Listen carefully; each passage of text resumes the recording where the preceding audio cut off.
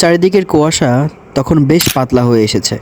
So finally যে কথা সেই কাজ, ফাইনালি আমার পিঠাটা হয়ে গেল। আপনি হয়তো জানি না ভিডিওটা কোথা থেকে দেখছেন, কিন্তু এভাবে মানে এই যে একটা ফিলিংসটা, এই যে ব্যাপারটা, এই শীতের সকালের স্নিগ্ধতা আর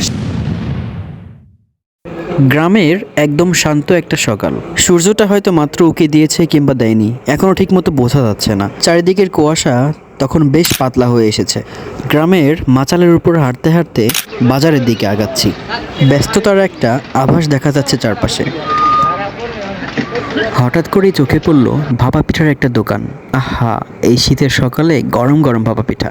লোকজন দল বেঁধে এই চুলার গরম আঁচের পাশে বসে অপেক্ষা করছে কখন পিঠা হবে। দোকানি লোকটার হাতের কারুকার্য দেখে সত্যিই মুগ্ধ হতে হয়। তিনি খুব সুন্দর করে হাতের তালুতে চালের গুঁড়ো এবং পাটালি গুড় ও নারকেল মিক্স করে সব কিছু এভাবে দিয়ে একদম পাতিলের মুখে ঠিক এই যে এভাবে বসিয়ে দিচ্ছেন। একটা হচ্ছে এবং অন্যটা আবার তিনি পাতিলের মুখে দিচ্ছেন। তারপর একটা এই যে ঢাকনাটা এভাবে সরিয়ে নেওয়া হয়, সরিয়ে নেওয়ার পরে জালটা এভাবে দেওয়া হয়।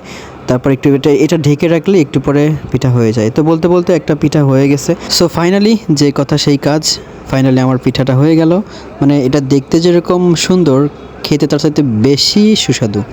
আপনি হয়তো জানি না ভিডিওটা কোথা থেকে দেখছেন, কিন্তু এভাবে মানে এই যে একটা ফিলিংসটা, এই যে ব্যাপারটা, এইভাবে সবার মধ্যে এই যে গরম গরম পিঠা শীতের সকালে খাওয়ার যে একটা মজাটা, এটা সত্যিই অন্যরকম একটা মজা। আপনি শুধু এই ভিডিও দেখে কখনো ফিল করতে পারবেন না। আসলে সত্যি বলতে শীতের সকালের স্নিগ্ধতা আর সেই ধোয়া ওঠা ভাপা পিঠার সেই চিরচেনা স্বাদ, গ্রামের এই মায়া যেন অন্য সব কিছুর চাইতে আলাদা। শীতের সত্যিকারের আনন্দ খুঁজে পেতে হলে অন্তত একবার হলেও মাটির টানে গ্রামে ফিরে যাওয়া প্রয়োজন। হঠাৎ করেই নজরে এলো এক বাবা আর তার ছোট সন্তান। বাবাটি খুব সাবধানে ভাপা পিঠার এই গরম ভাপ ফু দিয়ে সরিয়ে দিয়ে বাচ্চার মুখে তুলে দিচ্ছে, যেন বাচ্চার মুখে একটুও গরম সেকা না লাগে। বাচ্চার সেই তৃপ্তিমাখা হাসি আর বাবার স্নেহমাখা মুখটা দেখে মনে হলো আসলে আমরা যান্ত্রিক জীবনে কত কিছুই না হারিয়ে ফেলেছি। তাই আমি বলি, শীতকালে গ্রামের এই মেঠো পথ, মাটির চোলার ধোয়া আর মানুষের এই অকৃত্রিম মায়া না দেখলে বোঝা যাবে না যে শীতের আসল মজাটা কোথায় লুকিয়ে আছে।